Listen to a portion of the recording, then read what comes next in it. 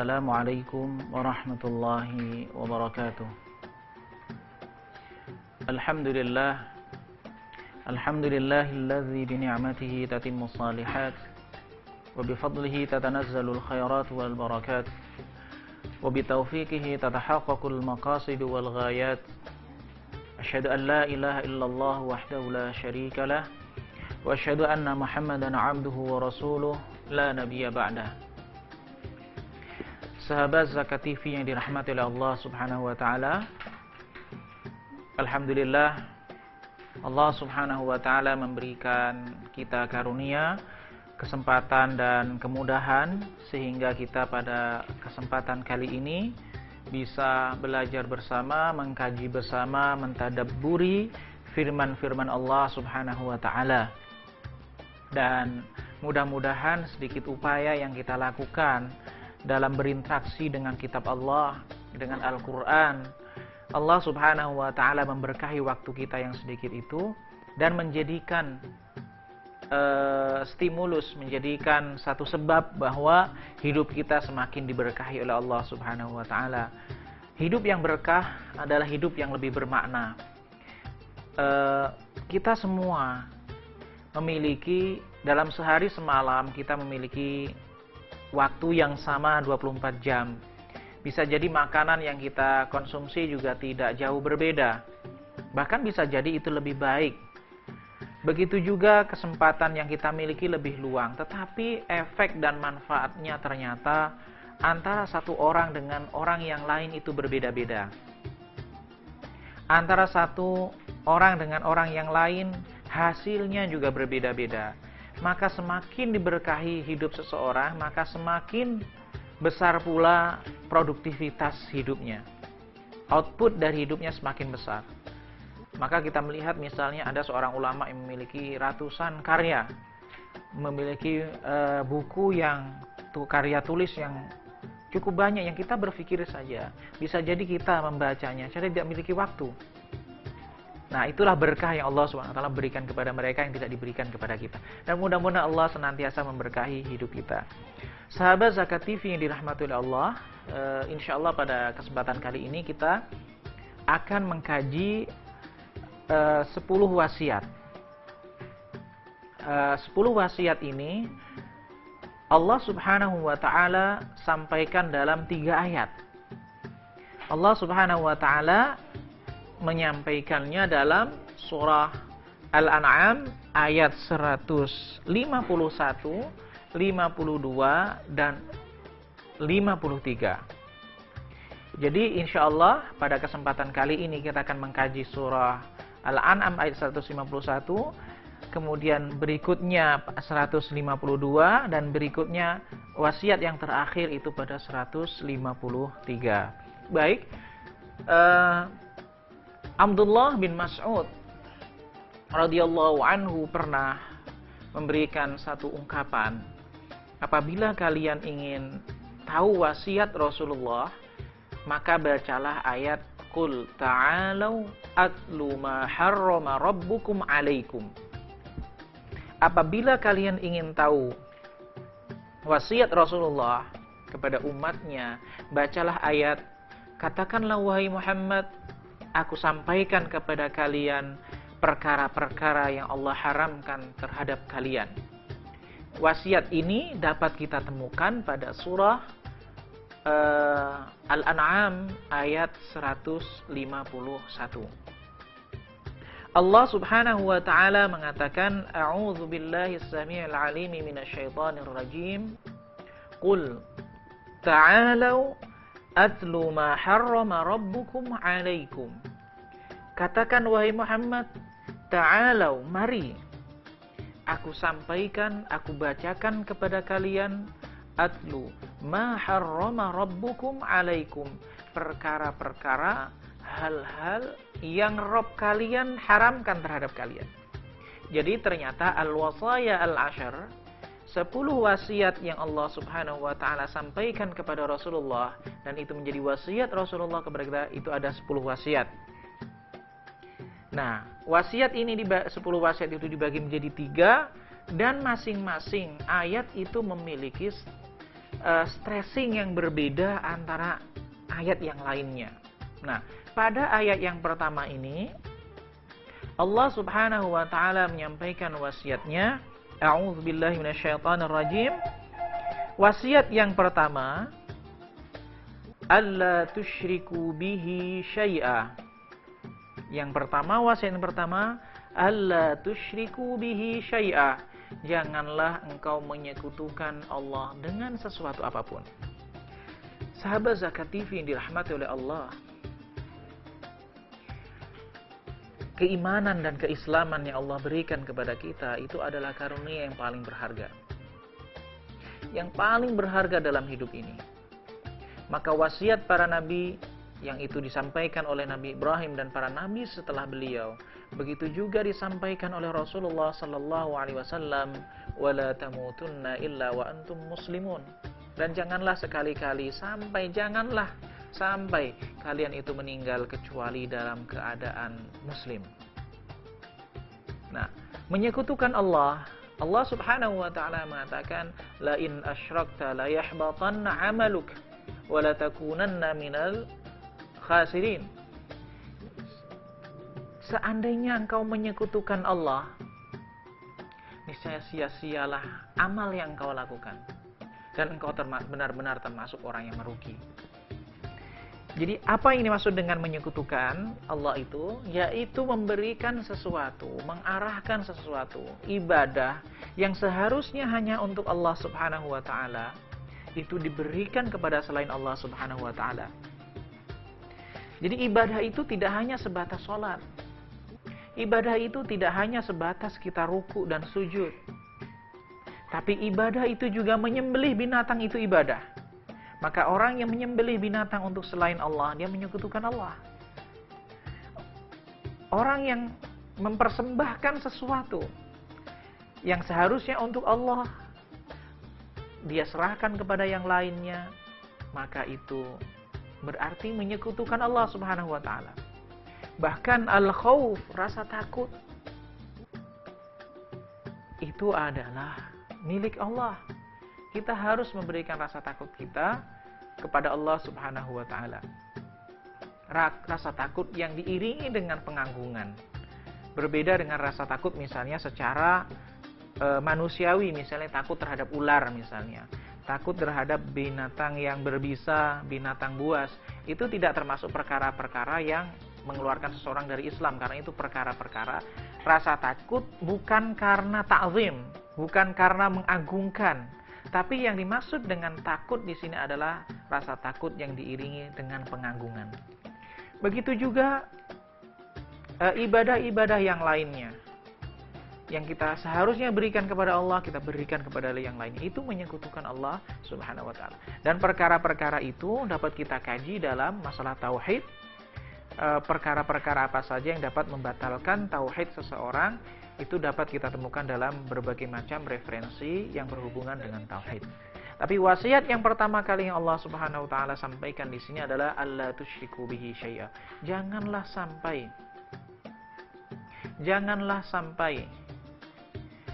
kalian menyekutukan Allah. Karena ada dua ayat yang Allah Subhanahu wa taala sebutkan, ini menjadi perenungan bagi kita. Allah Subhanahu wa taala mengatakan dalam surah An-Nisa itu dua ayat, dua kali diulang tetapi dengan pengakhiran yang berbeda. Innallaha la yaghfiru ay yushraka bih wa yaghfiru ma duna dzalika liman yasha. Wa may yusyrik billahi faqad iftara itsman 'azima. Sahabat Zakat TV yang dirahmati Allah Subhanahu wa taala, insyaallah kita lanjutkan kajian kita setelah yang satu berikut ini.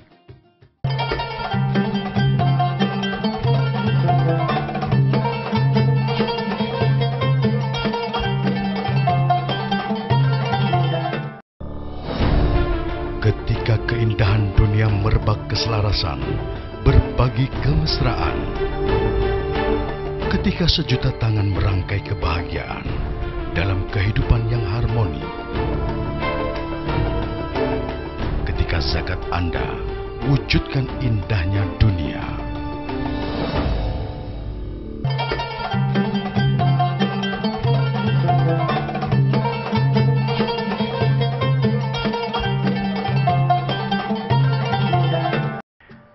Sahabat Zakat TV yang dirahmati oleh Allah Subhanahu wa taala, kita lanjutkan kembali kajian kita tentang al-wasaya al-ashar, 10 wasiat Allah Subhanahu wa taala. Sebelumnya wasiat yang pertama adalah tidak menyekutukan Allah Subhanahu wa taala. Allah mengatakan innallaha la yaghfiru ayyushraka bih.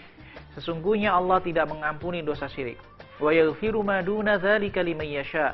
Dan Allah mengampuni dosa selain dosa syirik atau di bawah syirik.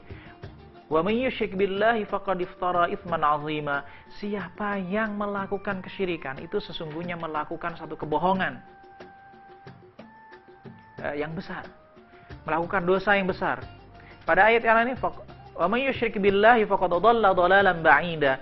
Siapa yang menyekutukan Allah sungguh tersesat dengan kesesatan yang jauh. Jadi ini yang perlu menjadi evaluasi bagi kita. Perlu kita mengevaluasi diri kita. Apakah kita sebagai seorang muslim ini pernah melakukan aktivitas-aktivitas yang berbau syirik? Apakah kita yang mungkin kita tidak sadari melakukan perbuatan syirik? Oleh karena itu perlu kita mencoba mengkaji, membuka buku-buku tentang tauhid, tentang mengesahkan Allah Subhanahu wa taala dan perkara-perkara yang dapat menjerumuskan kita dalam dosa syirik. Wasiat berikutnya Allah Subhanahu wa taala mengatakan wa bil walidaini ihsana, dan berbuat baik terhadap kedua orang tua. Karena hak orang tua itu sangat besar, terutama hak seorang ibu, maka Allah Subhanahu wa taala memasukkan itu dalam wasiatnya. Pada surah Al-Isra, wala taqul lahuma uff, dan janganlah engkau sampai mengatakan kepada keduanya ah. Jadi ungkapan-ungkapan yang menunjukkan aksi pembangkangan, aksi penolakan, merendahkan terhadap orang tua. Sahabat Zakat TV yang dirahmati oleh Allah Subhanahu wa taala, hak orang tua terhadap diri kita itu sangat besar. Sampai suatu ketika ada seorang sahabat minta izin kepada Rasulullah untuk berjihad, untuk berperang di jalan Allah. Karena ia memiliki orang ibu yang tidak ada orang yang merawatnya, maka Rasulullah SAW merintahkan dia untuk merawat ibunya. Rasulullah SAW merintahkan kepadanya untuk merawat ibunya, untuk berbakti kepada ibunya. Berikutnya wasiat yang ketiga, Allah Subhanahu wa taala mengatakan wala taqtulu auladakum min imlaq nahnu narzuqukum wa iyyahum. Janganlah engkau membunuh anakmu karena kefakiran. Jadi orang yang membunuh anaknya karena kefakiran bisa jadi karena takut terhadap kefakiran atau karena kefakiran yang ada ia hadapi.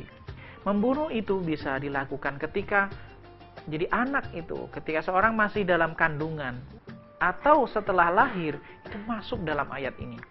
Jadi ketika seseorang sudah hamil, itu sudah dihukumi sebagai seorang anak. Apalagi ruh sudah ditiupkan. Para ulama sepakat itu haram untuk digugurkan. Maka orang yang membunuh janin yang sudah ditiupkan nyawanya sama dengan membunuh orang yang hidup, dan dia dihukumi dengan orang yang hidup. Allah Subhanahu wa taala memberikan wasiat ini, dan pada waktu Rasulullah SAW kejadian dan tradisi membunuh anak karena kekhawatiran terhadap kondisi ekonomi, karena ketakutan terhadap kefakiran, itu adalah sesuatu yang biasa.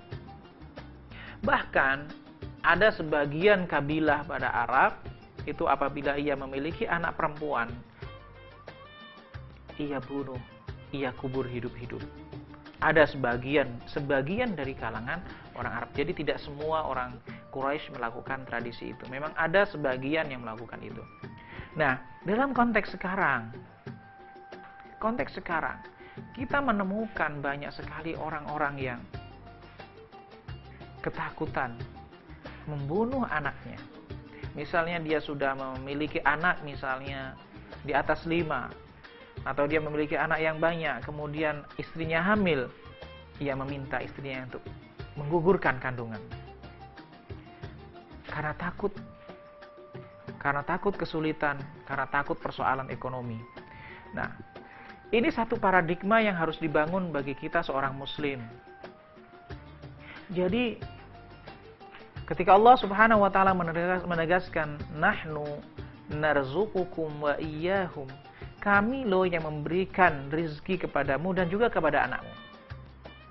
Maka seharusnya paradigma kita terhadap anak yang akan lahir dari sebagai keturunan kita itu adalah sebagai sumber daya, bukan sebagai beban sosial. Nah, ini barangkali menjadi kritik terhadap program-program yang dicanangkan di lembaga-lembaga bahwa 2 anak cukup, karena anak kalau lebih dari 2 itu akan menjadi beban sosial, beban masyarakat. Sebenarnya ini paradigma yang bertentangan dengan Al-Quran. Karena paradigma itu ketika orang merasa anaknya cukup 2 begitu, dia tidak mau lebih karena takut nanti akan menjadi persoalan. Sekarang kan sekolah mahal, kuliah mahal, kemudian makanan juga mahal, beras mahal. Sebenarnya itu paradigma yang bertentangan dan melanggar wasiat Rasulullah SAW. Mengatur keturunan boleh, mengatur jarak keturunan boleh, tapi membatasi itu yang tidak diperbolehkan. Apalagi membunuh janin yang sudah ditiupkan ruhnya, merupakan dosa besar yang Allah Subhanahu wa taala haramkan.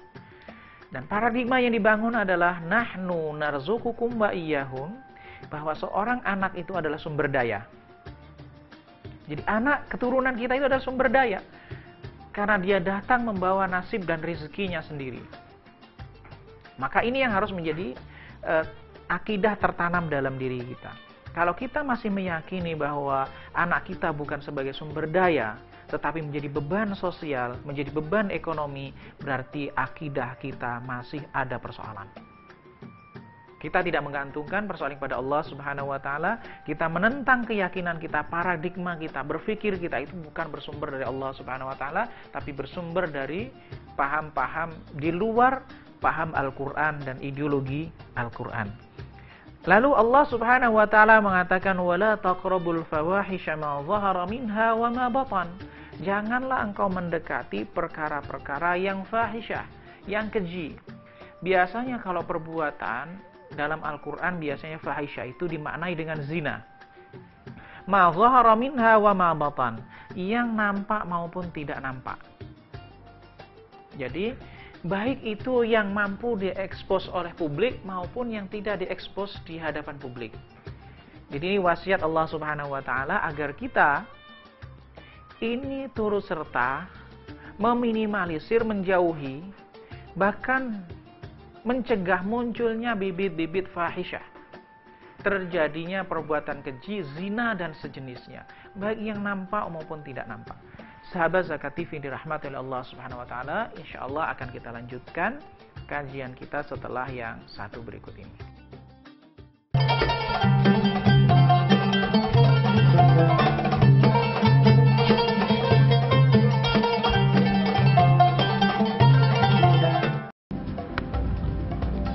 Semangat kemenangan harus berasal dari sportivitas yang datang dari hati. Saya Bawang Pamungkas, saya zakat di Dompet Duafa. Keluarga adalah sumber inspirasi saya. Kehangatannya datang dari hati. Saya Inneke Koesherawati, saya zakat Dompet Duafa. Berbagi memudahkan rezeki, karena datang dari hati. Saya Ipo Santosa, zakat di Dompet Duafa. Dompet Duafa.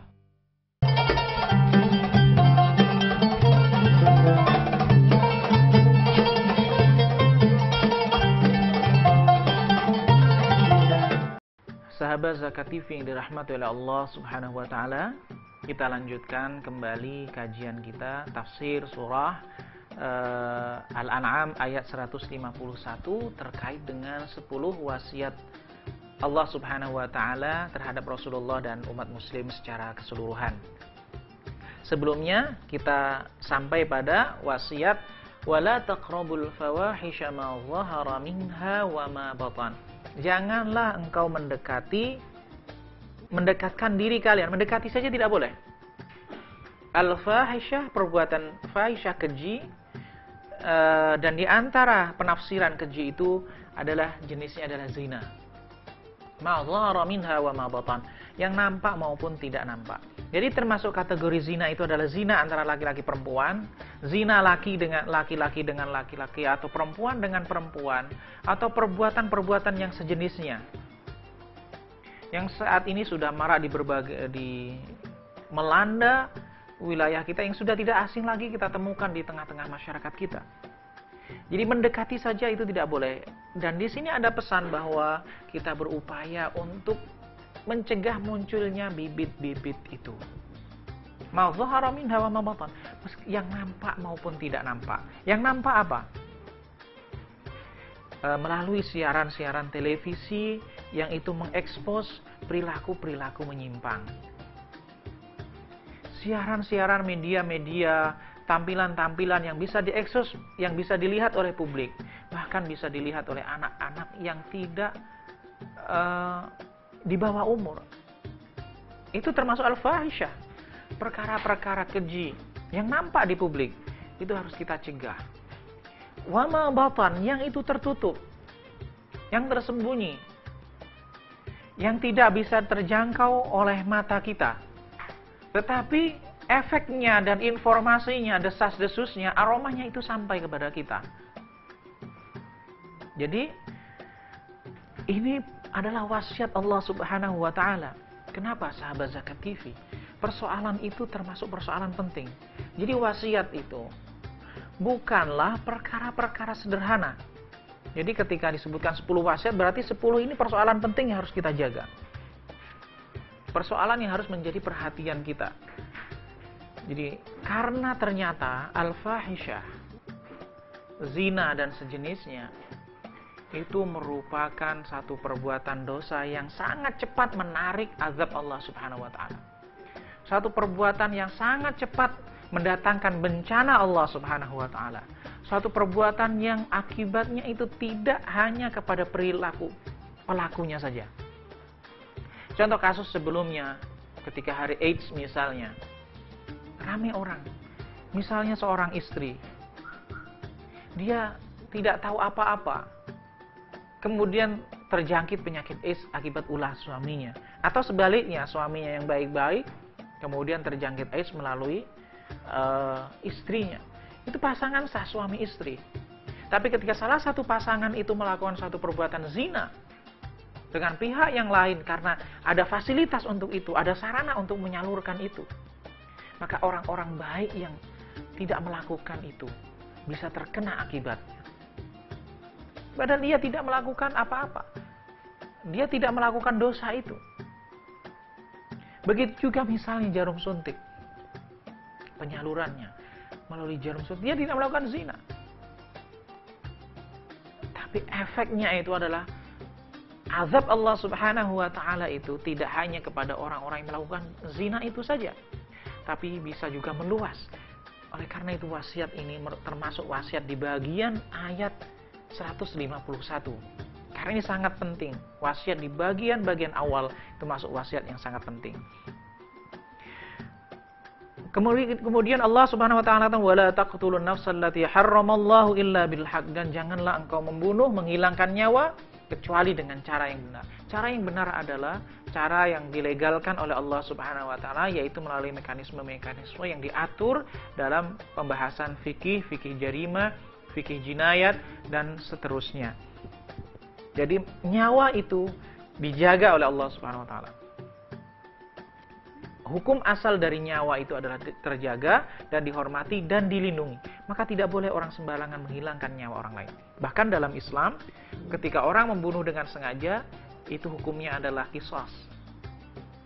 Karena itu hak ahli warisnya. Bagaimana orang yang, kita bisa bayangkan bagaimana sedihnya seorang anak yang ayahnya dibunuh.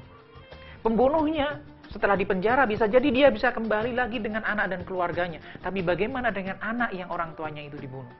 Sepanjang hayat dia tidak akan pernah ketemu lagi dengan orang tuanya. Bagaimana dengan orang yang anaknya dibunuh? Ia selamanya tidak akan ketemu kecuali di akhirat, kelak di akhirat. Selama di dunia tidak akan ketemu lagi. Tapi orang yang dipenjara, setelah dipenjara 10 tahun, dia bisa berkumpul kembali, bisa bercanda kembali, bisa tertawa kembali dengan keluarganya.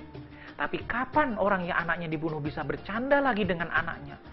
Kapan dia bisa tertawa lagi dengan anaknya? Karena anaknya sudah pergi untuk selama-lamanya. Maka dalam Islam, qisas itu diberikan hak kepada ahli waris. Memberikan ampun, diyat, atau qisas. Tapi tidak boleh sembarang orang membunuh. Ketika hukum qisas ini hilang, maka orang ketika keluarga yang membunuh, dia membalas dengan membunuh kembali. Lalu diyat, nyawa seorang muslim itu. Nyawa seorang muslim, seorang yang dihargai, yang tidak ada kesalahan sama sekali, yang dilindungi oleh Islam itu nyawanya adalah, diyatnya itu adalah 100 ekor onta. Atau kalau dengan dinar, itu dengan 1000 dinar. 1000 dinar kalau misalnya itu 2 juta per dinar, itu bisa 2 miliar. Tapi bagaimana dengan nyawa ketika hukum Allah Subhanahu wa Ta'ala tentang ini tidak ditegakkan? Satu nyawa cukup dengan 30 juta, satu nyawa cukup dengan 20 juta, satu nyawa cukup dengan 10 juta, bahkan dengan sogokan-sogokan lain dia berapa bulan di penjara kemudian keluar lagi. Tapi dalam Islam, nyawa seorang muslim itu yang dilindungi oleh Allah Subhanahu wa Ta'ala itu sama dengan ketika diyat itu 100 ekor onta, dan yang 40 itu adalah ekor onta yang hamil. Atau kalau dengan dinar itu sekitar 2 miliar. Dan itu menjadi hak ahli waris. Dan orang yang membunuh dengan sengaja, semacam itu, bagaimana mekanisme Islam melindungi nyawa seorang manusia itu. Nah, berikutnya Allah SWT mengatakan, "Dzalikum wasaqum bihi la'allakum ta'qilun." Itu wasiat yang Allah SWT sampaikan kepada kalian agar kalian berakal. Karena orang yang melanggar wasiat ini ada masalah dengan akalnya, ada masalah dengan cara berfikirnya. Oleh karena itu Allah SWT mengakhiri pesannya dengan la'allakum ta'qilun. Jadi, ketika orang berakal, akalnya sehat, cara berfikirnya lurus, dia tidak akan melakukan dosa-dosa itu. Orang yang syirik menyekutukan Allah, akalnya bermasalah. Orang yang membunuh anak dalam kandungan, fitrah dan akalnya bermasalah. Orang yang suka, yang mengembangkan fahisyah, zina, berarti dia akalnya bermasalah. Begitu juga orang yang membunuh, akalnya bermasalah. Mudah-mudahan Allah Subhanahu wa Ta'ala senantiasa memberi bimbingan kepada kita untuk menjauhi perkara-perkara yang diharamkan Allah Subhanahu wa Ta'ala. Wa akhiru da'wana alhamdulillah rabbil alamin. Assalamualaikum warahmatullahi wabarakatuh.